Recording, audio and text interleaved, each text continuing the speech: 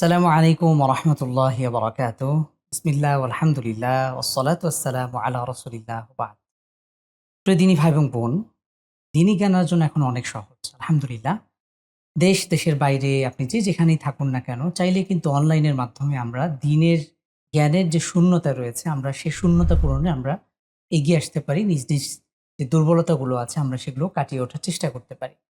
একজন মুসলিম হিসেবে দ্বীনি জ্ঞানার্জন ব্যতীত সঠিকভাবে যেকোনো আমল ইবাদত করা এটা আসলে অসম্ভব।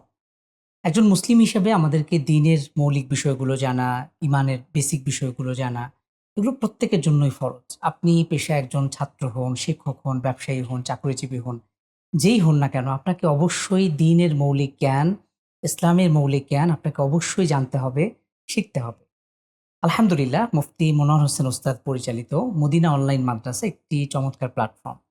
আপনারা এই অনলাইন প্ল্যাটফর্মটির মাধ্যমে যেকোনো জায়গা থেকে যেকোনো সময়ে আপনারা এই প্ল্যাটফর্মের সহযোগিতায় দ্বীনের জ্ঞান অর্জনে আপনারা চেষ্টা করতে পারেন এবং নিজেদের যে শূন্যতাগুলো রয়েছে সেগুলো পূরণ করতে পারেন।